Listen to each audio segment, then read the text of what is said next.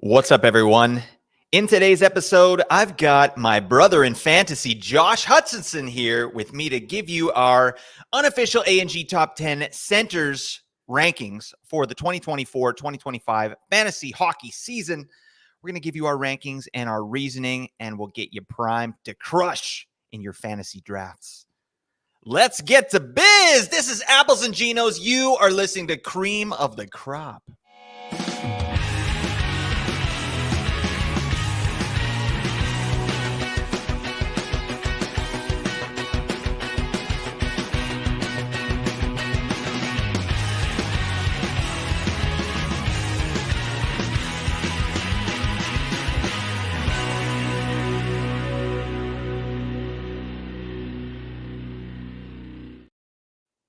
Oh yeah, Joshy's here, everybody. Oh man, I always love an episode where I get to hang out with you, my man. How are you? It's been such a long time. By the way, my name is Blake Creamer. I'm your host. I always forget that. I'm a host here. This is Cream of the Crop, a fantasy hockey podcast. Blah blah blah. I want to get to Joshy. All right, buddy. How's your summer been? What's going on, man? It's been good. I've flaked out on you a few times, just double booking myself. So it's about time that I actually got on the mic with you here. I remembered to plug my mic in today, which is nice. The last episode I did with Mark, it was not plugged in. It sounded like I was recording underwater. I'm off to a good start. But yeah, I think this is going to be fun. I'm a little bit out of my element now because a lot of what we do at Apples and Genos is talk about diamonds in the rough or people that have really nice underlying stats that could be potential sleepers or guys that you could be streaming. And today we're going to talk about the guys right at the top. And we don't really talk about that very much. That's so true. I mean, who tunes into a fantasy hockey podcast and you're like, hey guys, Connor McDavid, he's pretty good. Let's look at the underlying numbers. He's just good. All right. We don't need to get into that. But yeah. I mean, I do like giving these guys their flowers and talking about them a little bit. And these rankings are pretty fun. So yeah, that's what we're doing here today. Before we get into that, I should say, everybody, please join the Apples and Genos Discord. We've got a link in the description here. We have a ton of stuff going on in there. So if you want to be involved in live mock drafts that we're doing here at Apples and Genos, that's where the invites go out. If you want to be involved in best ball drafts, which are literally money leagues that we're running right now in the Apples and Genos Discord, you get your biscuits in there and you do it now. All right, please join us. We've got almost 1,200 fantasy managers in there getting to business, standing on business, fantasy hockey business, and we love that. So definitely get in there. We really appreciate that. And also, while you're at it, this is the time of year we're starting to, get our numbers are starting to go up here. People are getting back into the fantasy swing. So please, if you haven't rated the pod, please head on over and give us a rating. All right, any rating will do, but just help us out. All right, I'll leave it at that. Okay, but thank you so much for being here, everybody, and thank you, Joshy, for being here. Today, we are going to go over the top 10 centers. So I've done a top 10 list for points and category leagues. Josh and Nate have also done top 10 lists for points and categories. So we're going to talk about our individual lists a little bit, and we've made an aggregate top 10 Apples and Genos list for top 10 centers. Yeah. Are we fading centers this year, Joshy? Are we even going to pick any of these players up? I suppose I do have a hard time. I've noticed in my best ball drafts having a bit of a difficult time in certain spots fading centers just because there are so many that are kind of floating to the top of my rankings. Obviously, at the start of the draft, there's three guys that you pretty much have to take with the first three picks. But then when you get to that third round, I talked with Mark about this on the show, but there's a few guys right in that third round range that I'm having a hard time resisting as well, and we'll get into those guys. Yeah, that's a really good point. And when I'm in my drafts, like I've done a bunch of drafts, I've done best ball, I've done like Yahoo fantasy mock drafts are up now. I've done a couple of those. Like you're exactly right. When you get to some of these guys that we'll talk about, it's like, can I really pass up on this player right now, even though he's center only? Like, ooh, I think I should probably pick him up. So yeah, it's going to be, I'm really looking forward to those episodes later on that we talk about, specific draft strategy and stuff like that. And before we get into our list, which we will do shortly, everyone, I'm digressing here, but these top 10 lists that we're going to do here, we're going to do top 10 centers, right wing, left wing, defense. And if we feel like it, we'll do goalies. All right. That's kind of where we're at, but these are not draft order lists. Like, we're not saying you need to draft them in these order. These are just kind of fun lists. These are how we're ranking them unofficially. And like I said, we're going to have episodes closer to the start of the season. Things like ADP values, round by round, sleepers, busts, all that stuff. But this is not that. This is Josh and I having a super time doing an air high five. You want to do one, Joshy? If we just bang to the side. Oh, yeah, go on. No. Okay. No, oh, don't no. watch this. You know what? Whatever. I'm just gonna. That's how I do a high five in real life too. I'm one of those guys. Yeah. This. Yeah. Oh yeah. Boom. Oh, we got it. My hand's a lot bigger than yours in my camera. This is good podcasting, and I'm here for it. Yep. Yeah, I'm one of those guys. Like, I go in, I'm very awkward with a handshake. You know what I'm saying? So I always kind of go in like ready for that, like the high five, but like then the person puts their hand vertical or they put a fist out and then I end up just shaking hands with their fist. Do you ever do that? I like am notorious because I have big hands and long fingers for people just grabbing my fingers when not committing hard enough to the handshake and they just grab my fingers and shake my hand like that, and it's pretty weird. Do you ever do a man hug? Do you ever like grip someone and pull them in, but they're kind of resisting the pull in, and so you have to go into them? Do you ever do that? Yeah. And then because you have to I have done that. Yeah, I have done that for sure. Yeah. Yeah, you have to do the man hug to completion. Am I right, Josh, on that? For sure. Yeah. Right. Okay. You gotta dap them up and finish it off. Yeah, you got to get the super dap. Okay. Anyways, that's a major digression. We don't need that here. We're getting to biz. It's top 10 centers. Let's go. I think, like Josh mentioned here, the first few are going to be pretty damn simple. We're going to go from 1 to 10. And at number 1, Joshy, who's the number 1 center in the NHL for fantasy? It is Connor McDavid. Big surprise. Mm-hmm. I mean, we've all projected him. I guess you haven't done your Edmonton projections yet, but I mean, I've got him for 46 goals, 96 assists, 141 points, and that in itself, that's enough. Like it's more than likely he's going to lead the league in scoring. Again, had a bit of a down year last year, but really it was just that stretch at the start of the year where the whole team was struggling. And I think that if they hit the ground running as a team, I think he's going to be just fine. You almost wonder if there was some injuries in there with McDavid, just because his shot numbers were down, and his goal totals were significantly decreased. So that to me can sometimes signify that there's like something going on with your wrist or your shoulder. We saw that with Austin Matthews the previous year. So if he comes back totally healthy, I mean, the sky's the limit for Connor McDavid, as we all know. Yeah. He's just such a fun player. And it's always like it's a weird feeling when you go into your fantasy drafts and you find out you have the number 1 pick, because you're like, yeah, Connor McDavid. And then you're like, oh man, I'm on the turn. Like it's going to be a weirdly constructed team, but who the hell cares, right? This guy's amazing. I definitely subscribe to the injury narrative there. Like he was injured, and I think he came back early, like just because he knew sort of what was at stake. And I think even in the playoffs, like he had a great playoffs and did his thing, right? But I don't think he was healthy fully for the season there, and that's fine. Like still 132 points, 100 assists. Jeez. Like what do you say about this guy?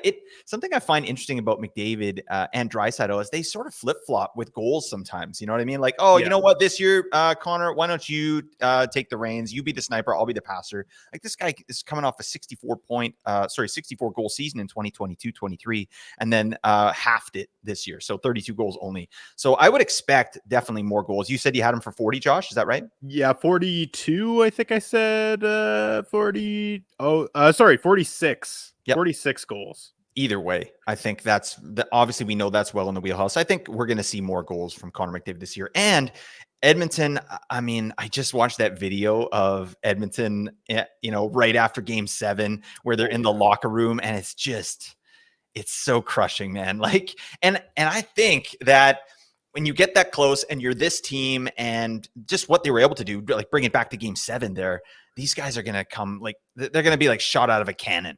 I really think the Oilers are going to have a massive season, and obviously led by this stud right here. You ever see that documentary with Connor McDavid where he was, showing his Edmonton house, and there was a meme made of it. He's like, "Look at this view," and it was like, the plains, like just a field out in front of his house, and Edmonton's like, yeah, what a view, Connor. Yeah. That's really nice. I don't know. His serial killer house. It looks like it's just it's very, very, very strange.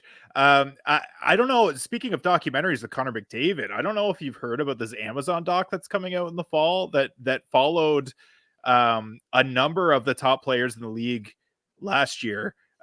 We got Matthew Tkachuk, William Nylander, Connor McDavid. Oh yeah, and Quinn Hughes is in there too, right? Quinn Hughes, I believe. Yeah, and it's like it's by the producers that did Drive to Survive, the Formula One Netflix series, and it's going to be on Amazon. And I couldn't be more excited about that. Hell yeah. And it followed them all the way through the playoffs. Like they followed Matthew Tkachuk and Connor McDavid all the way to the Stanley Cup final. So there's a lot of content on there. It's going to be a lot of fun. Oh, that's sick, buddy. I'm extending an invite to you. We'll live stream it on air, and I would love to do that. All right, I'd love to do that's happening. Maybe we'll invite Nate. I don't know. Yeah, we'll see. I don't know. Anyways, shout out to Nate Groot Niblink. All right, legend, beautiful man. Okay, so Connor McDavid, we spent a lot of time talking about him. I don't know why. He's awesome, but number 2, we got to go to the number 2, and it's our favorite soggy boy, Josh. We got to go with Nathan MacKinnon. That was unanimous across the board, so it went McDavid, then MacKinnon. Is there, I have had this conversation a few times, but not with you yet. Is there any world where you're taking MacKinnon over McDavid in a draft? There's certainly, I think depending on your point settings, there's certainly an argument. I don't think that I'm willing to pull the trigger, but I do kind of understand. Like we had that argument a few years ago with Austin Matthews, where he actually had a better couple year than Connor McDavid just because of the amount of goals and shots and all the peripherals. McKinnon's the same way. Like he's going to get, I have him projected for 410 shots, which should lead the league, which he does pretty much every year. And also 131 points with 48 goals. So there is certainly, an argument, but I still don't think that I am brave enough to not take Connor McDavid first overall. But Nate MacKinnon is a clear cut number 2 this year in fantasy. I felt that way last year. That was the guy. I think I made a proclamation before the year started that was my clear cut number 2. But it's more solidified at this point after the year he had last year. Oh, for sure, man. And I love drafting at number 2 as well, because you let the number 1 pick make that decision, and your consolation prize is Nathan MacKinnon. Sheesh. Yeah. I mean, that's a nice place to be. So, I'm obviously, this guy's amazing. It's the shots, right? That's really where he has it over Connor McDavid. Like, I think he had over 100 more shots than McDavid last year, right? Just crazy stuff. And he's getting buku minutes as well, like almost 23 minutes average time on ice. And that's not going to change next year. I don't see, they got thinner. The Avalanche got a bit thinner, so they're going to need this guy out there for even more. So I'm such a big fan of this player. And what can you say? I think I forgot to mention, right now the list we're talking about is points leagues. We're talking about points leagues, and we are going to do a category league top 10 after we do the top 10 points leagues here. So we got to get to biz, but MacKinnon at number 2 with a bullet, no problem. 48 power play points last year, buddy. Oh, man, I would love to get me a piece of Nathan MacKinnon this year. All right, let's move on. We got to talk about Big Poppy at number 3, Austin Matthews. It's a no-brainer, right? Talk to me about Austin Matthews and your expectations of him this year, Josh. I mean, what can you say? I think at this point, you pretty much expect him to get 60 goals, which is not something that we've said about anyone really since the early 90s. Like that, it's crazy. The shot volume and the efficiency that comes on top of that shot volume is just unmatched. I have him for 64 goals, 110 points, 378 shots. So a little bit behind McKinnon, but not by that much. And then, I mean, the thing about Matthews, I mean, we'll talk about it when we get to Cats leagues, but his hits and his blocks are crazy. Well, his hits are, he gets a little more than a hit per game, but he gets almost 100 blocks. Which is crazy for a forward, and certainly crazy for a forward that is at that high caliber. So that certainly increases his value, that peripheral floor. So I mean, there's not much more I can say about Matthews. I think there's a lot of talk about, do you go Matthews or do you go Nikita Kucherov? I'm still sticking with Austin Matthews. Maybe that's a bit of a hometown bias, but I like him going into this year. He's pretty much steady Eddie number 3 for me. Yeah, I don't even think it's close between Matthews and Kucherov. I think Matthews is definitely the player you're taking at 3 there across all formats. I really don't see it. And I know Kucherov just led the league in points. Like, obviously Kucherov is massively valuable, but I mean, we're trying to put things on our side. To me, goals are a scarce category. So, and they're hard to come by. And they usually, in points leagues, they're usually worth more, right? Goals are worth more than assists in most points leagues that I'm in. So you got the best goal scorer in the league. Plus, Austin Matthews, like, he's never really popped off on the power play. Like, again, he had 29 points on the power play. That's amazing. That's great. But Nathan McKinnon just had 48. Connor McDavid had 71 2 years ago. You know what I mean? Like, I think that Matthews could potentially get up there. Like, if the Leafs power play gets cooking, maybe not 48, but what about 35? Like, that's another 6 points on top of what he was able to do last year. I think that might be in the wheelhouse, and I could see something like that happening this year. So this guy's a dunk. You got to get yourself some Austin Matthews. Don't fart around. All right. Okay, now we're going to get into just a little bit of difference. So the top 3, we were all, Nate, Josh, and I were all the same on the top 3 there. And I think everyone else should be too. All right, if you're smart. Okay, I'm just bashing our listeners right now. I don't know what's going on.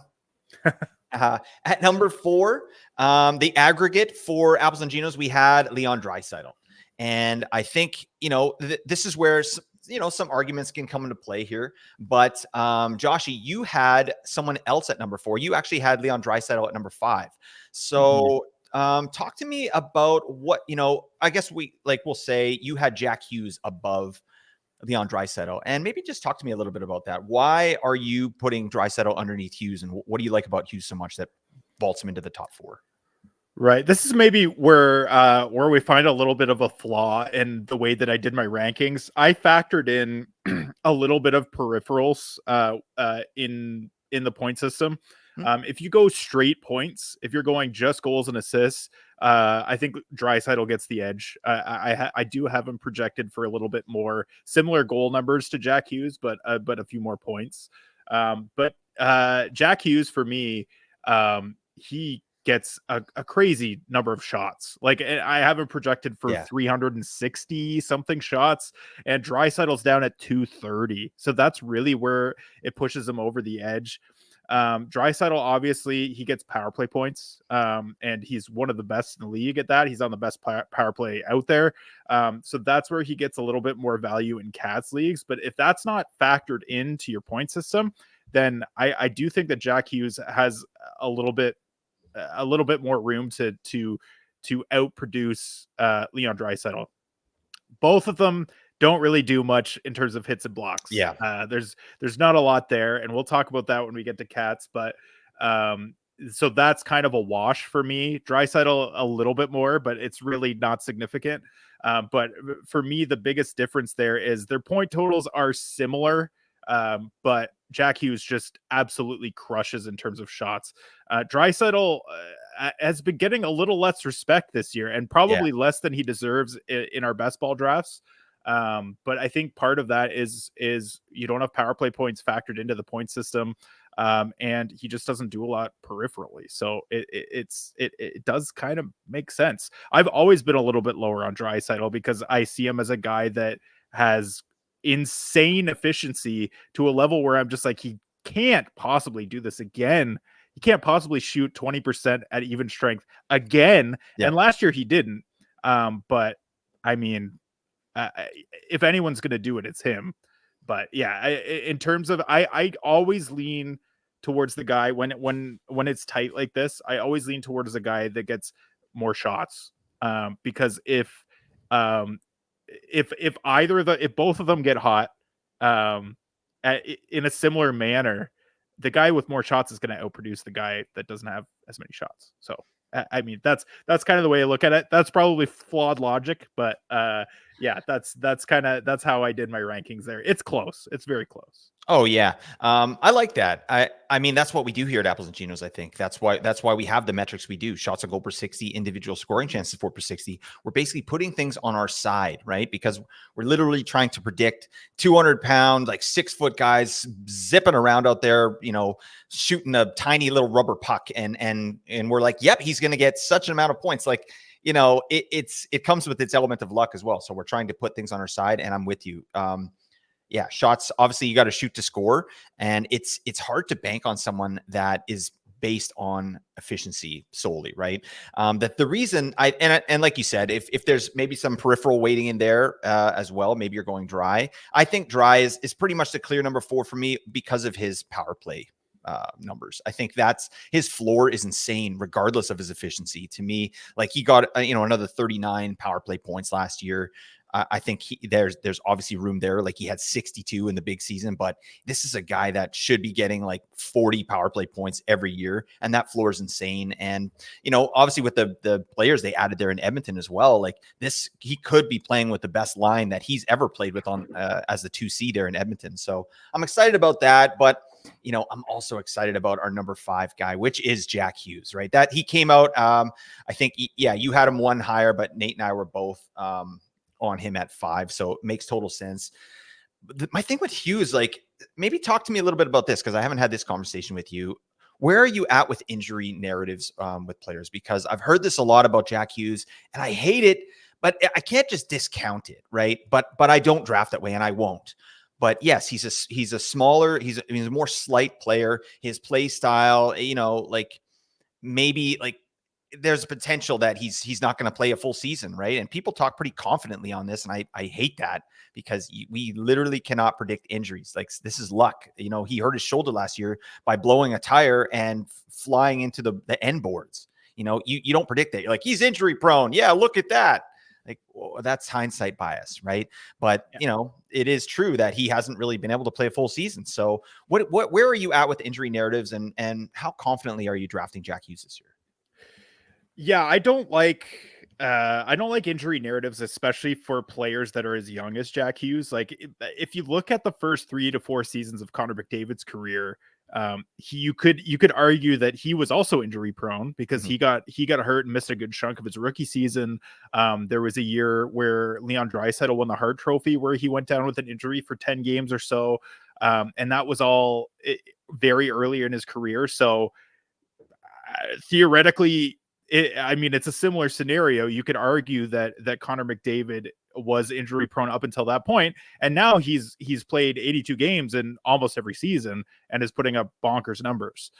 So I just don't think that it makes sense to label someone as injury prone just because they've had 2 to 3 long-term injuries. Unless you're getting to a point where it's even more than that. You look at guys like Max Pacioretty, you look at guys like TJ Oshie that are literally every season, they're late in their careers and every season they're missing 20 games. Like it's those are the guys where I think you can factor it in, but even then, like I'm not thinking about it too much. So Jack Hughes, I'm not concerned about at all. Yep. And I think people are concerned about it, and he's going to drop a little bit. Like he could be an early second rounder. Jack Hughes. Yeah. What? I mean, I do think that Jersey is a better team as well this year going in. I like the coaching change. I mean, obviously there's some variance that comes with that. We don't know exactly how Sheldon Keefe is going to run things there, but I mean, he's showed in Toronto, he's going to feed those big guys minutes, right? So are we looking at 20-minute Jack Hughes again? Because if we are, I think we're looking at 110-point Jack Hughes, right? With potential for more because of the shot and chance generation. This guy's, he's the best rusher in the league. bar none. He's on an island by himself, and that right there is something that excites me about Jack Hughes as well. So he's our number 5 here at A&G. I love that. Let's move on to the next one. At number 6, we've got JT Miller. Nate and I both had him at number 6 in our list, and you had him at number 9. So you better explain yourself, my man. Talk to me a little bit about JT Miller. Obviously, this is a guy that was massively efficient last year, and so was the team. Do you think that he was just sort of a product of the environment there? Or are you sort of baking in, the Canucks PDO bender that they were on when you're looking at Miller and ranking him, as low as you did? Yeah, I think that I did kind of dial things back for the Canucks, not really on purpose. Like it wasn't a conscious effort to dial back the Canucks. There's no personal bias or anything. It's just kind of how it ended up in my projections. And I was actually lower on all of them than other than I had a crazy high projection for Jake DeBrusk, to the point where I needed to take a look and be like, okay, maybe I'm a little too high on this guy. No, leave it. I had to dial it back a little bit because I was higher on him than both of you. But anyways, JT Miller, my projection is not that much different. I think I have him for 30 goals and 89 points. It's not that much different than what you guys have. I think it's only like 3 points less than what Nate had him for. So it's not crazy. This is a guy that is a peripherals god. Like, people look at him that way, but he doesn't really shoot. He shoots less than Draisaitl. He's a major efficiency guy. Gets a lot of his time on the power play, or a lot of his points on the power play. And ultimately, these next 4 guys we're going to talk about are very close. And honestly, in most drafts, I'm giving Miller the edge just because he has dual and sometimes try eligibility. So I do give him the edge there. And then with the hits factored in, if you have face-offs, he's also another big guy in terms of face-offs. You could even have a guy that gets tons of face-offs and put him in as a left wing or a right wing. That's crazy valuable. But in a point system, I do have a few guys that I give the edge over him just because he gets a lot of his points off high efficiency. And I do think, like you said, you've mentioned a lot of times the Canucks were kind of on a season-long PDO bender, so you got to expect to dial them back at least a little bit. And JT Miller is probably a prime candidate for that. Yeah, absolutely. I mean, just from watching this guy, he's so plugged into this offense. Like, he really makes this offense go, and at even strength and on the power play, he's the one whipping it around. It's him and Quinn Hughes kind of just, back and forth and finding the open man, right? I feel like the power play numbers are pretty sustainable. Like, he got 40 here. I mean, 35 to 40 is probably where he lives, moving into the season here. So I think that's good. And yeah, I think his shooting percentage is going to go down a little bit, but I'm absolutely comfortable with JT Miller. I've regressed him a little bit. I think I've got him for 95 points. He had 103 last year. But yeah, I mean, it feels weird drafting JT Miller that early. Like, I had lots of conversations last year about Jack Hughes and JT Miller and kind of just comparing the two, right? Because they're similar and different, right? Like, maybe similar point production potentially, but like, one is a major shot and chance generator, and the other one is based on efficiency, power play, and then the peripherals, right? So it's just an interesting piece, but I think Hughes should go well above JT Miller in points leagues. That's for sure. All right, let's move on down to the next one. And at number 7, the A&G aggregate list is Jack Eichel. So yeah, this is an interesting one because Josh, you and Nate ranked Jack Eichel a lot higher than I did. I didn't even have him in my top 10. Interesting. 10 yeah. So I think I had him at number 12 or something like that. Like, Jack Eichel's great, and I talked about him a lot last night in our projections show. But tell me what you like about this player, and how come you like him over players like JT Miller? Yeah, I mean, it's similar. It's a similar story to some of the other guys that I gave an edge in my rankings, but it's the shots. Like, his shot numbers are crazy. Bruce Cassidy also plays the shit out of him. Like, he played almost 4 minutes a game on the power play. He was playing well over 20 minutes a night in total. And I don't expect that to change. Like, obviously, you've got Thomas Hertl to kind of shoulder a little bit more of the load at center. But I still don't see there being a ton of offensive depth on this team. In fact, it's actually gotten considerably less deep. You've got some young guys like Dorofeev and Alexander Holtz that could potentially break out, but like there's really no like there's not a huge sample size on either of them, and I mean I don't see them even combined making up for the production that they lost in Jonathan Marchessault. Yeah. So Jack Eichel, I think, is going to be a guy that they lean on again, and potentially even more than last year. And his shot numbers are crazy. Obviously, he's had some injuries. He's another guy that people are concerned about in terms of injuries, but I'm not incredibly concerned there. And I think over an 82 game season, I give him the edge over these next few guys just because of the shot numbers. I also have him for 39 goals, 86 points. And then he gets some blocks too, which is kind of crazy. So I mean, he's not far off of Auston Matthews in that regard. He's really developed his defensive game. So again, these four guys are almost interchangeable to me. But Jack Eichel, if we're looking at just center, we're not looking at multi-eligibility. We're kind of isolating everybody. I do think that he's my favorite of the four going into this season. Yeah, no, I love that. Actually, I made a mistake. He's in my top 10 for points. Oh, league. okay. It was Pats leagues. I was like, what am I saying? No. So yeah, I had Jack Eichel a little lower. I had Eichel at 1, 2, 3, 4, 5, 6, 7, 8. Yeah, I had him at 8. Okay. And yeah, you had him at 6, and Nate had him at 7. So yeah, I mean, we're all in the wheelhouse. I think I projected him for 85 points. My only thing with Eichel, and I love the player, and I'm excited about him, and I'm also excited about his value in fantasy drafts this year. I think we're going to be able to get him in the 3rd round, maybe 4th round. Jack Eichel, that's stupid. That is really a nice piece of value there.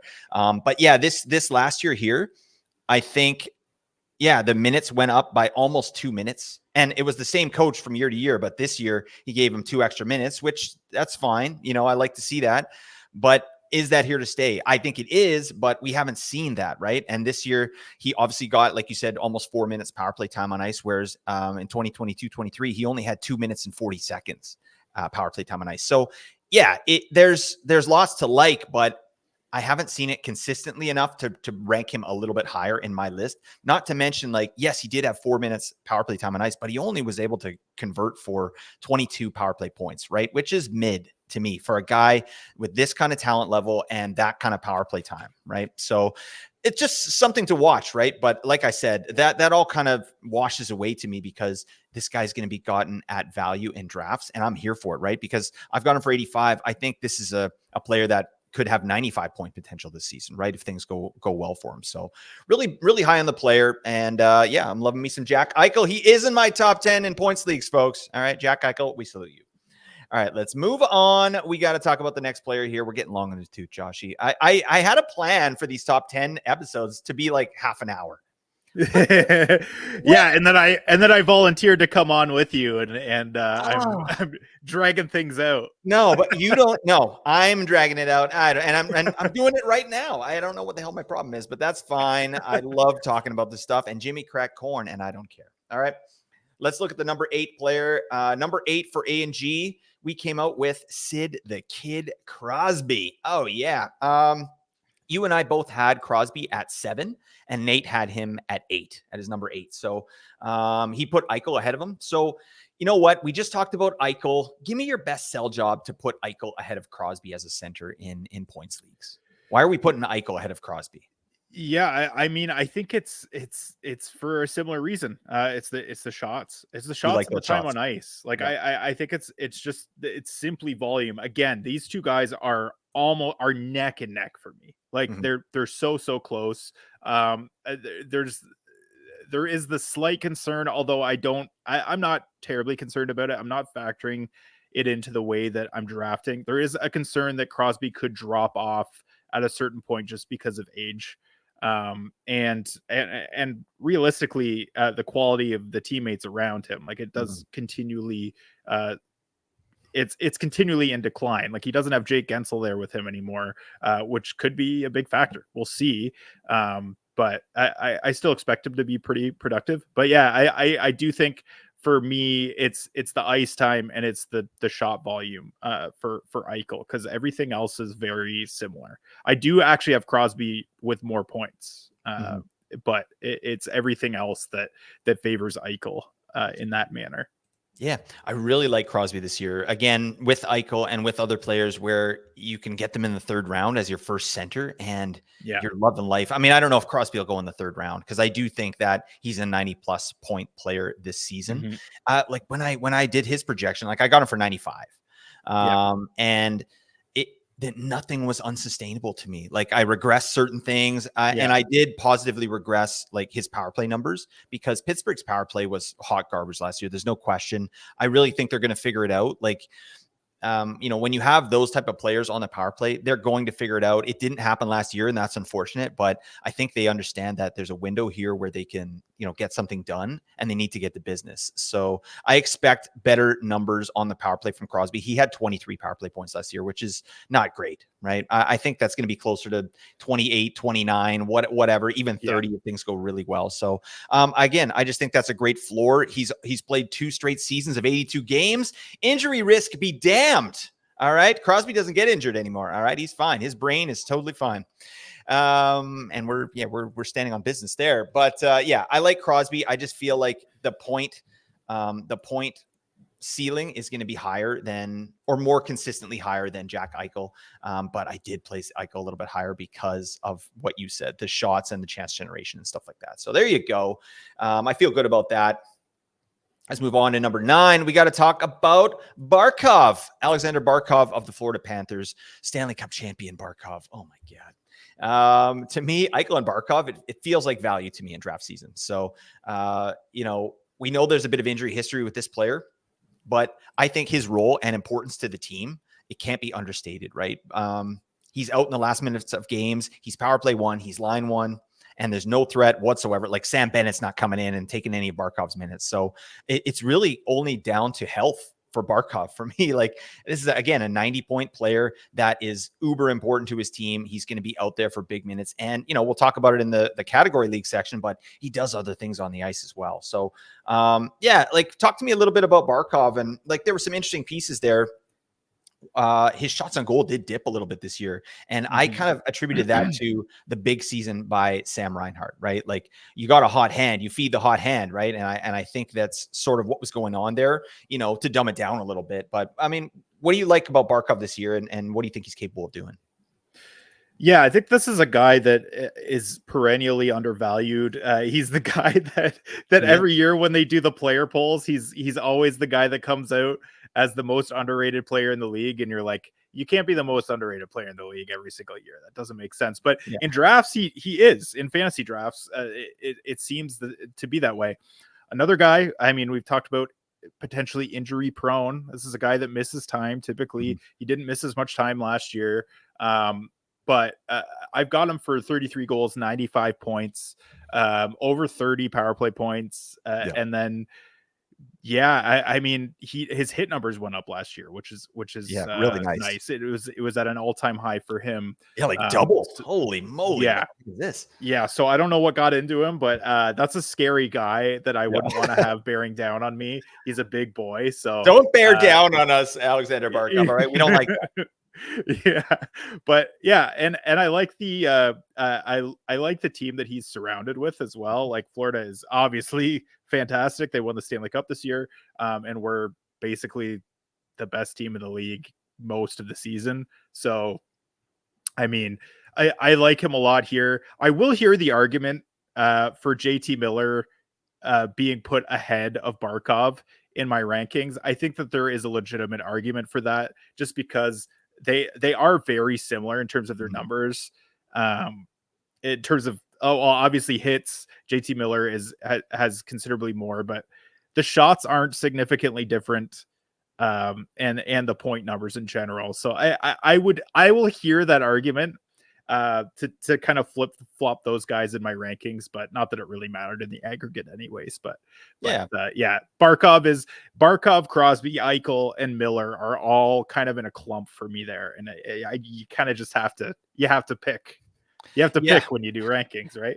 Yeah, it's Sophie's Choice. All right. Oh my God. You ever see that movie, Joshy? It's a little bit before No, your I time. haven't. All right. Don't watch No. it. All right. It's horrible. All right. Yeah. Shout out to Sophie's Choice. All right. But yeah, Barkov to me, I'm loving this player. I think that Florida definitely like their play style. It's very inefficient at even strength in terms like they're just chucking pucks, right? They're kind of have the Carolina model, right? Like dump it in, go forecheck, dig around and just start chucking pucks at the net, right? And it's very efficient, right? They had a 5v5, really low shooting percentage, right? But their power play really carried them. They did a great job there. So I think even if their 5-on-5 like efficiency bumps up a little bit, that's the rising tide floats all boats, right? So I think there's some potential there just to keep Barkov's floor really safe around that 90 points. So I'm into it, and you can get this guy in the 4th round. Barkov in the 4th. Give me the trophy immediately. E-transfer me the winnings. I'll take it right now. Okay, so I love that. I love me some Barkov. Let's go to number 10. We got to talk about Brayden Point of the Tampa Bay Lightning. He's the player who came out here, Apples and Geno's list. Point was a player, Joshy, that you didn't have in your top 10. Yeah, you actually had Tage Thompson making your top 10 over Point, which I don't hate at all. I'm high on Tage for sure. Yeah, sell me on that. Sell me on Tage over Point in this year's draft. As your top 10 center. Yeah, I mean, I'm gonna sound like a broken record, but it's for similar reasons that I pushed other guys over the top. Brayden Point is all efficiency. He is really low. Like his shots per 60 every year are pretty low, and you're like, how the hell is this guy getting 90 points? And then you look at his individual scoring chances for per 60, and they're like top 10, top 15 in the league. So he gets to the scoring areas and makes a count. So he's like a 40-45 goal guy, 85 to 90 points every single year. So I actually do have Point with more points, no pun intended, Nice. than Tage Thompson. But I have Thompson with considerably better peripherals, like nearly 300 shots and some hits as well. Which Point in terms of peripherals, his hits and blocks are almost non-existent. So that's why I give Tage Thompson the edge. I was surprised when I did my calculations that Thompson was coming out at number 10. But yeah, I mean that's what I'm going with, and I'm sticking to it. I love it. Yeah, I'm all about Tage this year. To me, the choice here for Point over Tage is simply just safety, right? It's what we saw from Tage last year. Yeah. There's narratives around it, and I agree with some of those narratives, like injury, also coaching. I wasn't a big fan of what Don Granato was doing there in Buffalo.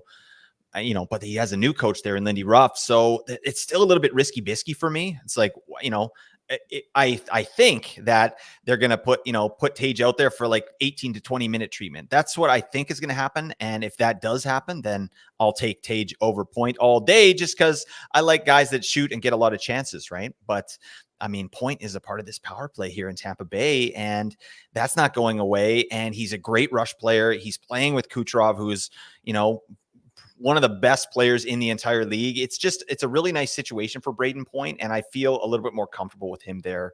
But I mean, you can't really go wrong either way. I think Tage is a bit of a swing, but it's a swing I'm definitely going to take this year. But yeah, we'll see. I don't know if I'd take him over Point as it is right now. I'd have to see something in training camp, be like, oh yeah, they're going to give Tage tons of minutes. That's all I need to hear. Here we go. So there you go. That's our top 10 points league centers. And I feel pretty good about that. This is, like you said, it is kind of nice to talk about the big boys here. So we're going to do a top 10 category league centers. Now, this is going to be quicker, all right, because I'm going to shut my big fat yapper. All right, that's how I'm getting the biz. But yeah, let's talk about category leagues here. Are you in any category leagues, Joshy? By the way, are you going to play in any this season here? I think our A&G Dynasty one is a Cats league. Yes, that's a Cats league. We have we're co-managing a Cupful Dynasty team. Right? That's also a Cats league. I'm trying to think if there's anything else. I'm not sure that I'm going to be in the Patron League this year. I'm not at the defending champ anymore, so I don't think I'm going to be getting grandfathered into that situation. You've been ousted? So. Oh my God. Yeah, I think I'll probably get booted there and give someone else a chance to compete there. Yeah, I'm sure there'll be a Bangers Cats that comes up. I do enjoy dabbling a little bit in that. But I mean, overall, I know you like bangers cats, but I do prefer points to a certain Yeah. extent. I think Um, I'm better at points than I am at sure. category leagues, but I Yeah. like category leagues better. It Mhm. feels more, I don't know. I feel like there's more strategy there, and like I'm still trying to figure it Yeah. out. You know what I mean?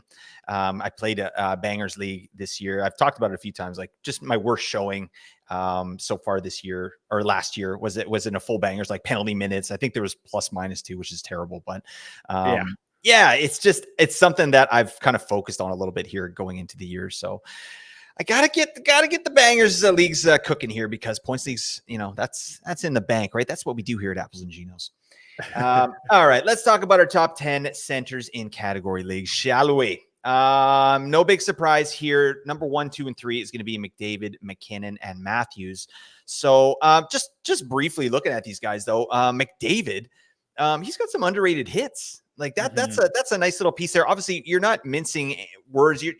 You're getting number 1. You're picking McDavid across all formats, so there's no point in us delving too much into it. But it's really nice that, like, how many hits did he have last year? Like 112 or something like that. I mean, Yeah. 118 hits. Sheesh. Yeah. That's could be the outlier there, right? Like the year previous, he had 89, but even that, like, if we're looking at a hit per game for Connor McDavid, it's just another reason why this guy's such a stud. So, yeah, I love that. And then McKinnon, he's a soggy boy. We talked about the shots.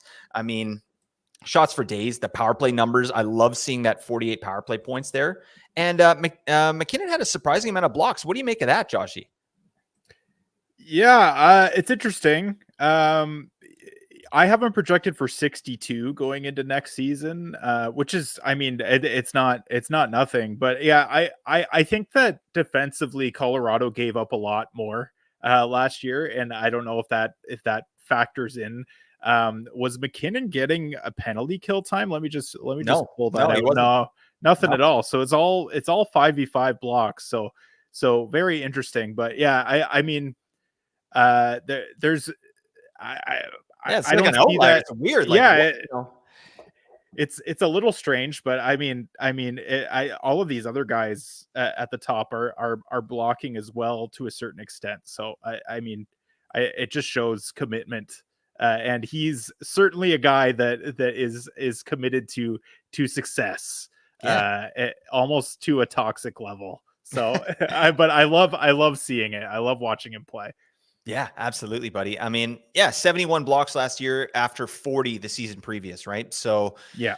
I mean, that's, I think it's probably an outlier, but it's nice to know that that's in the wheelhouse. Like, this is a guy that can do that. Mhm. Plus, like, one thing I do want to say about category leagues in general is, it seems like a simple statistic, but I like to target players that get a bunch of ice time, right? Because Yeah. they need to be on the ice to accrue those stats, right? And this guy's playing just under 23 minutes. So I mean, maybe his per minute block numbers are nothing to write home about, but he's on the ice for 23 minutes. Yeah. So, like, he's gonna get some of those stats there. So I feel really good about McKinnon in a category league. Obviously, he's number 2. There's no question. Same thing here. And then number 3, Matthews. Like we've talked about this before, but obviously big shots, big blocks for what? Like, tell me, because I don't watch a ton of Matthews. Like, what does that look like out of the ice? Like, is he just diving in the front of, like, he's done it for a bunch of years in a row now, or a few years in a row. And I think this is a part of his game. Like, it's something that he likes doing. It's something he's good at. Like, what does that look like in actuality when you're watching the team? Truthfully, it's not even something that you notice when you watch him. I think he's just quietly in the right place defensively at all Mhm. times. Like Yep. he's a very underrated defensive player. So he's always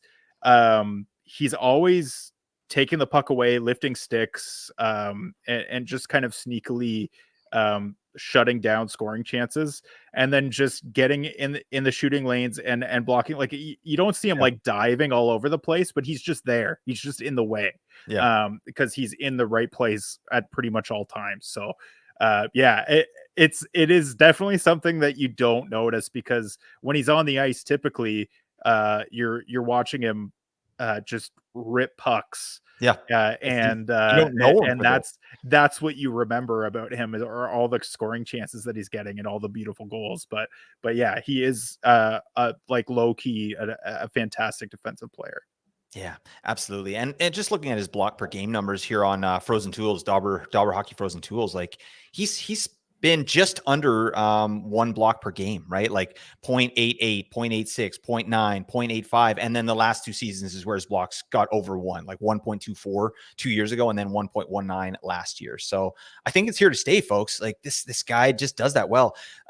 It's funny hearing you talk about that. Like I think that's exactly right. Like he's just in the right place in the right time. He knows how to get in front of these pucks, where it's like when I play hockey, my body will not let me block a puck. It's insane. Like I'll get there, but like, my brain will be like, nope. And it'll like lift my leg up, or it'll like move me to the side or something. Like if it's like the end of the game and I have to like, outsmart my own brain, like I'll just dive in front of the puck. Like one time I took a shot right in the sternum. It was terrible. Like I don't know how to block a puck. Like what's wrong with me?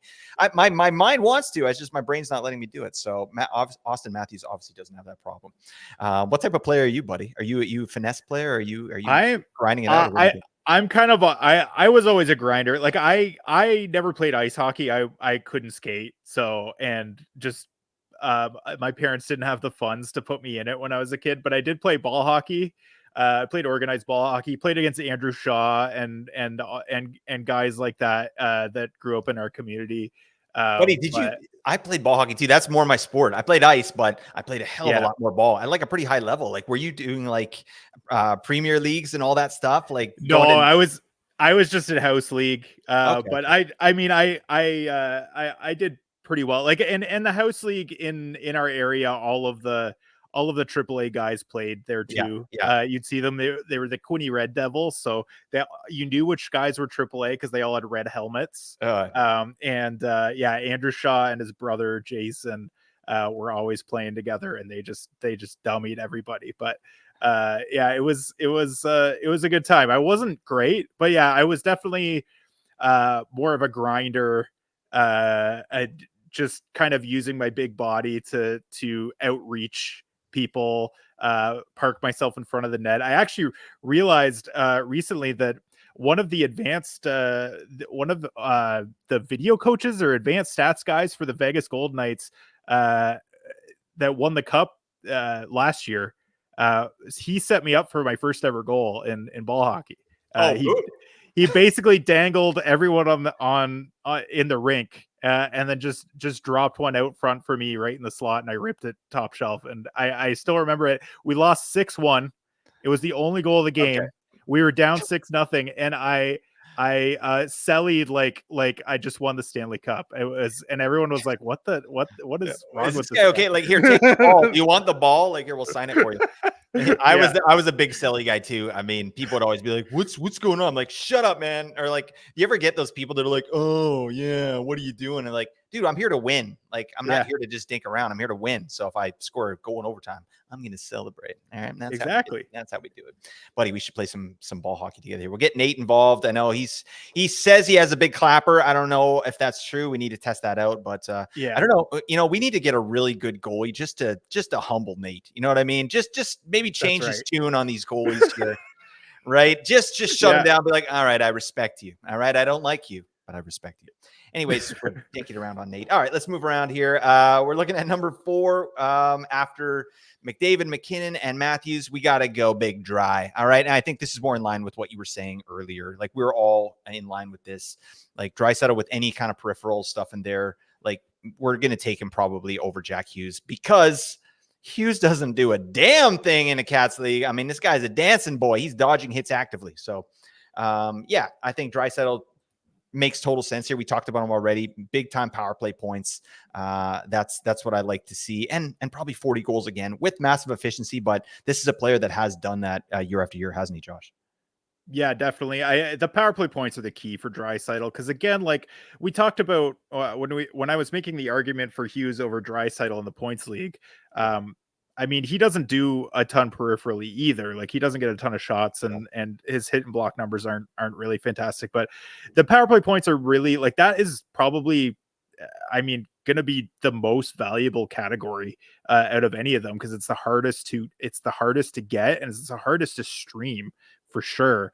unless you're getting guys with contingent upside that are just getting slotted in due to injury. Yeah. But then they're probably not getting a ton of power play points anyways for you. So Leon Draisaitl, if you lock him up early, you're guaranteed to get a ton of power play points, and that's really what kind of pushes him over some of these other guys here. Yep. I mean, for me personally, in category leagues, that's a stat that I hunt in the draft, right? And it seems like common sense, but I think it's really hard to get power play points off the wire, right? And obviously, you're getting power play points, so you're getting offensive players, you're getting people that are put in offensive positions, right? It's common sense, but I mean, sometimes I see people drafting guys like Matt Duchene, earlier than I would, and I'll be like, okay, so he's third line in power play too. Like, yes, he had a great season last year, but I want someone on power play 1 who has a better chance of getting offense, not like everything has to go right on power play 2 for them to be relevant. Right. Yeah. So yeah, that's what I love about Draisaitl there. Anyways, we don't need to talk about him too much. Let's move on to, so both you, Nate, and myself had the top 4 all in sync there. So that's good. Number 5 for Apples and Ginos, we had JT Miller. So you and I had him at number 5. Nate actually has him at number 6, and he took Jack Hughes over JT Miller in a category league. So that's really interesting. And that brings up a little bit of a discussion I'd love to have with you. Where are you at with drafting offense over periffs? Like, I've had this conversation. I was saying something about this on my live stream where I was doing the Cats League mock draft. Is I like to target elite offense before I start worrying about peripherals, right? And because I think it's harder to get later on in the draft. And I think that's probably where Nate's at with that. But what type of strategies do you employ, like in terms of Cats leagues? Or would you take Jack Hughes over JT Miller? I think I probably lean JT Miller again. In most leagues, you're factoring in try eligibility, which is huge there. But Miller, when I'm drafting in Cats leagues, I like to get a peripheral floor with my guys, unless there's a significant difference in points and shots, like with Jack Hughes. Like if Jack Hughes falls to the late first round and I'm comparing him to guys that you're getting early second round, late first round, then that's where I'm probably okay taking him. But the value of him in a Cats league definitely decreases, and I really like getting guys that get at least a little bit of a peripheral floor. So that's why JT Miller kind of I value him a little bit higher here. He also is another like bomb power play guy. He gets a ton of power play points. That's where he gets a ton of value. And I mean, it's him and it's Matthew Tkachuk in the first couple of rounds that are getting over 200 hits. Like there's no one else that's doing that. Yeah. So if you lock up that earlier in the draft, that's going to be really nice. You don't have to maybe reach for guys like Jeremy Lauzon and Radko Gudas late in the draft that they're going to get you a ton of hits, but they're going to do almost nothing else. So that does kind of hamper that roster position when you could be getting power play quarterbacks in those defensive slots. So and the power play points are a little more valuable. So you get a guy that does both, like JT Miller, and I think you're pretty happy with that. But yeah, it's close. It is an interesting discussion for sure. Yeah, I'll chat with Nate about it next time I talk to him. And I'm so looking forward to these draft strategy conversations that we have. Though we're going to be having a lot of pods just on those topics in general, right? How we want to, draft strategically for our upcoming seasons here. And that's an interesting one because, I found myself even in this last mock that I did, I was taking offense. I was taking all offense, kind of peripheral be damned. And I found myself, almost not punting it, but like. My team was not, I didn't have that peripheral floor. I had some guys that had it, but I didn't have any of the big names. Right.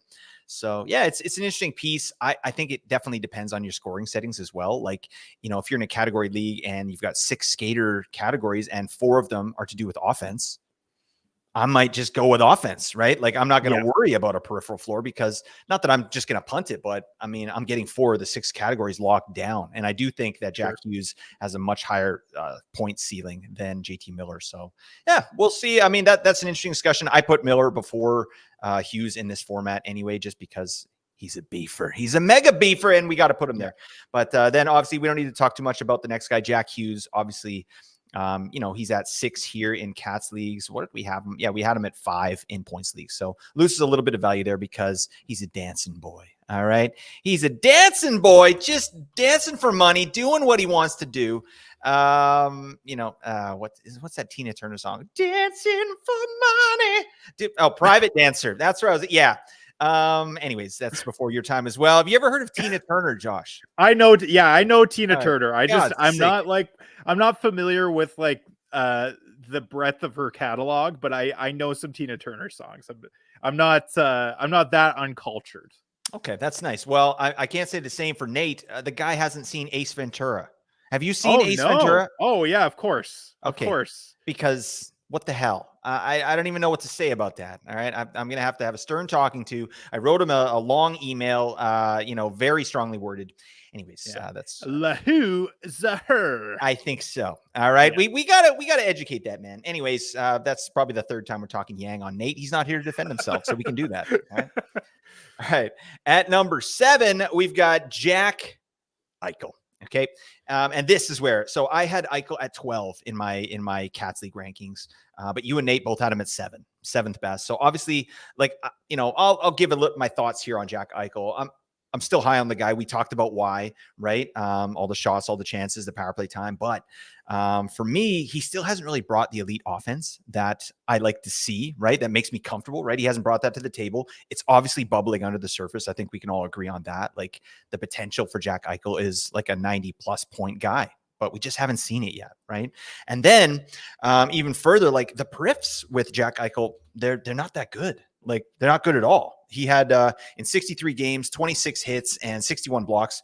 The 61 blocks is nice. So that's great. But I mean, really not very many hits. And then thirdly, the power play points. We talked about that as well. Like massive power play time on ice last year for Eichel, only 22 power play points.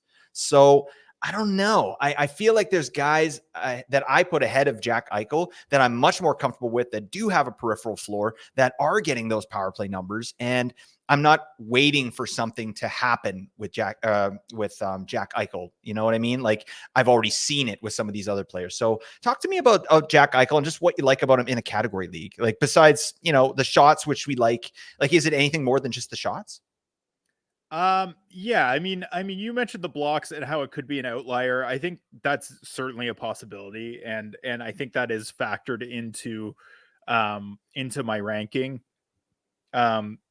Again, at this point, in the top 10, a lot of these guys are very close for me. So I mean, I'm not going to die on the hill that Jack Eichel should be higher than these other guys, but yeah, I think the shots, and like you said, in categories leagues, you like going with guys that play a ton of minutes. Jack Eichel plays a ton of minutes, and you also mentioned that could be an outlier this year. I don't really feel like it will be, just because of the decrease in forward depth on that team. I just think that they're going to play the shit out of that guy, and they would. I mean, it would. I think they should, and I think that. I mean, the power play points aren't great, but he's going to be, top 10 in shots on goal in the league. And I got him for 86 points. So I mean, yeah, I'll hear a lot of arguments. I'll hear arguments for some of these other guys to go ahead of him. But that's where I've got him here. You're damn skippy. You'll hear arguments, Josh. All right. I need to be validated. Okay. But yeah, both you and Nate agreed on that. So, and it's obviously a player of interest, and we've talked about why and the value that Jack Eichel brings. All right. Moving on. We got to talk about the next player, the A&G aggregate number 8, Sidney Crosby. Old faithful, old man Withers, right? He, the neat thing about Crosby, he's getting angrier as he gets older, right? Get off my lawn. And like massive hit numbers last year. That's a really neat piece with Crosby. Like he had a career high in hits, 101 in 82 games. I love that. And he shot a lot more last year as well. So the shots are good. The hits are decent. I mean, I think 101 hits is an outlier. I don't expect him to get over 100 next year. But I mean, he got 71 the season prior to that. right? He's had 80 in the past. He's had 90 in the past. So he's a guy that likes to hit. So there's a good peripheral floor there. And I do think the power play numbers are going to go, probably let's just off the top, give him 5 more power play points. I think that makes sense. So Crosby in a Cats league, you down with this? Yeah, I mean, I definitely am. I had him ranked a little bit lower than you guys did, just because I think there's a few other guys that kind of cover the categories a little bit nicer. Actually had John Tavares as my number 8, and I could argue about him potentially, but in terms of Crosby, I mean, I have him for more points than any of these other guys that are in this range. It's really just I dialed back his hits. I do think that those hit numbers were probably an outlier. Although I mean, if I was him, I'd be pretty angry about my team situation as well. Like he's wanting to win at this point in his career, and he's just trying to drag this like skeleton of a roster to the promised land, and even just to get into the playoffs. But I do think there's positive regression coming for this team. But yeah, I just think that there are a few guys that cover the categories a little bit nicer. In terms of John Tavares, I have him at almost a point per game this year. I think he's going to get more 5v5 minutes with Craig Berube. I think he's going to be a staple on the power play. Gets like more power play points than Crosby, shoots a bunch more. Like he's going to get almost 300 shots. I have him for, I think, 292. And it gets over 100 hits, and that's kind of been a trend the last few years. So there's a little more of a sample size for Tavares there. So that's why I have him above Crosby. Obviously Crosby, I think will get considerably, he'll have higher point totals, but Tavares I think will be comparable in goals, and then surpasses Crosby in all of the other peripheral categories and power play points. So that's kind of why I have Tavares there. I but again, it's almost, I mean, everyone's very comparable at this point. So who do you got next there, Blake? Joshy, but John Tavares over Crosby. I'm here for it. All right. I like the argument. And you know what this means to me? Like, I didn't have him ranked in my top 10, but to me, what you're saying holds water. Absolutely. And I think it means Tavares is going to be major value this season. Like major value. This guy's going to bounce back. There's no question. I mean, I think I have him for like 72 or something like that, but way better on the power play. Like he could not convert on the power play last year. And, he had 39 power play points in 2022, 23, only 20 last year, right? That's going to go up. I mean, I think we'll probably see 30 power play points or close to 30 power play points from John Tavares. So not a whiff by any means. I like that a lot. I just like Crosby a lot better because of the point ceiling there. I think he's going to smash Tavares, but there you go. All right. At number 9, we're feeling fine. And we got to go with Elias Pettersson. Yeah, he made the cut. And I had Pettersson the highest of the 3 here. So yeah, let me just look at this. I had Pettersson at number 7. Josh, you had him, I think, at 12. So that's just wrong. Okay. And then Nate had him at 9. So yeah, I'll give you my thoughts on Pettersson really quick here. It's not a homer pick, I swear. I just think this guy's periffs are here to stay. Pettersson, like, he had over 100 hits last year. That's nuts. That is absolutely insane. 125 actually. So again, similar to Crosby, I don't think that's real, but a hit per game, I think that's probably where Pettersson lives. Massive power play points again. Like he had 31 last year. I think he's due for 31 again this year. I do think there's going to be a minor positive regression for Elias Pettersson just in terms of his point production. I think I have him for like 92 or something like that. And I do think he was playing through injury for large portions of last year with his knee. So again, it's just everything is here. Everything is here that I like to see. Plus, they picked up 2 great wingers, potentially to, Jake DeBrusk for sure, to play with Elias Pettersson, and that's going to raise his floor as well. I just like the player. And with these type of periffs, like, in 2022-23, Pettersson had 89 blocks, second only to Austin Matthews for forwards and blocks. And then this year he had 71. So that's in the wheelhouse as well. He's a really good blocking forward. And those are the type of guys that need to be prioritized in this format. Yeah. I mean, I don't dislike Elias Pettersson. And again, like I talked about when we were talking about JT Miller in the points leagues, I dialed back the Canucks a little bit just because of the PDO bender they were on. I dialed back the efficiency of their power play slightly, not a ton, because I do think their power play is exceptional. But Pettersson, I do have a little bit of concern in terms of his line mates. I know that the situation is a little bit better, but like, I mean, Jake DeBrusk is still really their only left winger outside of like. You see Niels Hoglander making like taking a step. I don't know. I do like Hoglander actually, and Danton Heinen Yeah. as well. Like, I wonder what they're going to do Right, with him. Danton Heinen. Yeah, I guess that's that. Yeah, right. I know Nate is fairly high on him as a utility guy, and yeah, there's certainly an argument for that. But I mean, what if Jake DeBrusk ends up with JT Miller and Brock Besser? Then you're kind of in the same situation that you were last year with Elias Pettersson in terms of being on an island by himself. Even if you get Daniel Sprong there beside him, like I still don't know. I mean, he's a puck chucker, right? He's chucking pucks. He's a pretty low efficiency guy. So damn puck chucker. That doesn't necessarily help Pettersson that much. So I don't know. I'm not low on Pettersson, but I'm just a little bit higher on a couple other guys. That's really where I'm at. All I'm hearing is you're lukewarm on Pettersson, and I don't know about this, Joshy. All right, he didn't have a great line. Like, he had Kuzmenko obviously the year previous, and Anthony Beauvillier. Like that show ain't no good. You know, I love me some Kuzi. Don't get me wrong there, but I do think it's going to be a good situation, and I really do kind of buy into the injury talk that he had. He didn't look the same. He wasn't confident, and I think he was really battling through something. So I don't know, but I love those block numbers, and I think those are here to stay, and that should put him on our radar in the Cats leagues at the very least. And then for number 10, we got Alexander Barkov here, and for all the reasons we've mentioned before, but again, this guy doubled his hits. Like, how about this?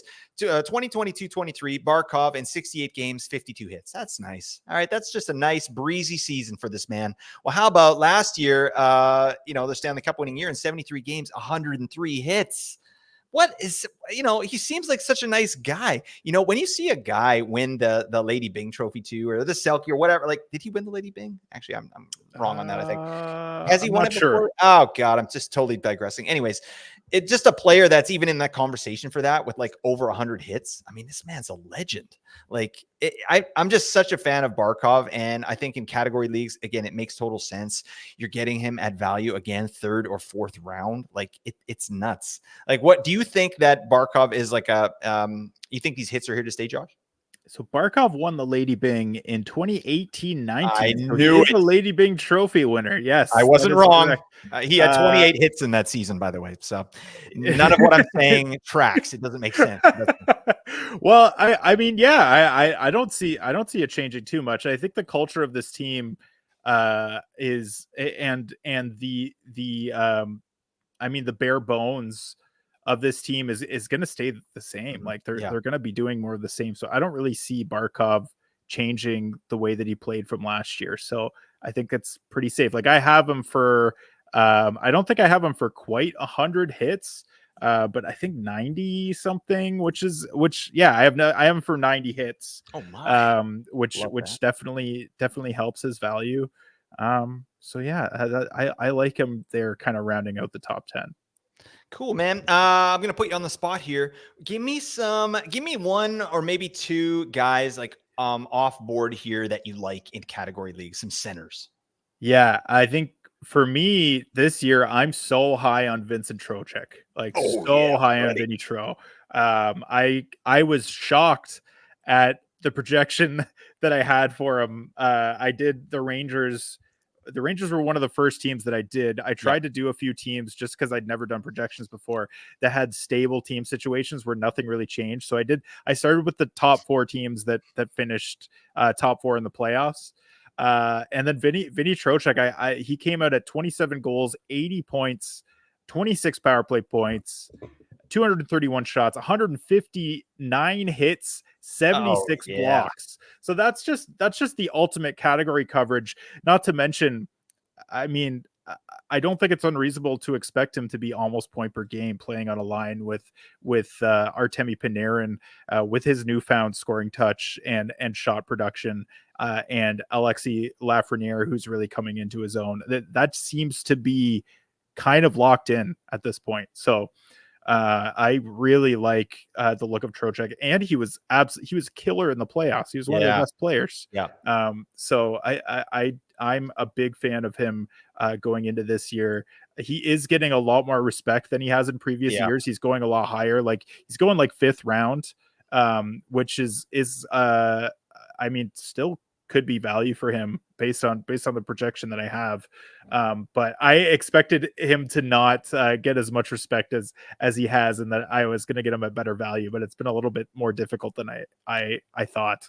You know what, buddy? We're going to take the credit on that. All right. We have brought this man into the conversation, no longer undervalued. Now he's valued properly. He's a beauty. He's always been a beauty. I remember one of my first episodes I did with Apples and Ginos. It was Binksy and we did one together, and I talked to him about, I like Trocheck for 70 points this year. And he's like, whoa, man, wow, that's an interesting, he was just, and then he looked into it later. He's like, yeah, all right, yeah, maybe, yeah, I can see that, yeah, totally. And then, I just love the situation that Trocheck found himself in, and what you said about the playoffs, that means a lot to me personally. Like when I'm valuing players, like this guy played over 23 minutes when it was crunch time. He had 57 hits in 16 games. He was crushing on the power play. He's a lock on that top unit. So I think 70 to 80 points is pretty much a lock for this player. He's a really important piece of this team. So I love that player. And a player I'll just, mention really briefly here, because we gotta get going here. It's a B for episode, Josh. We did it again. I don't know what to do.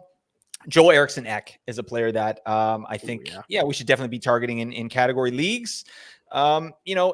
For different reasons. Like I think Trocheck is a much better and safer player than Joel Eriksson Ek. I think he has, the potential for a lot more offense.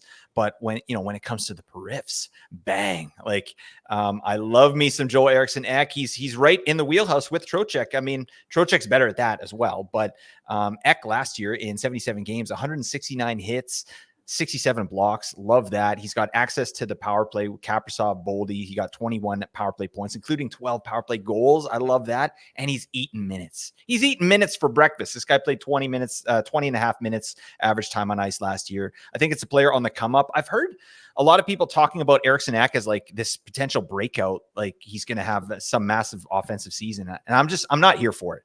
I feel like his floor is really high, but his ceiling is really low.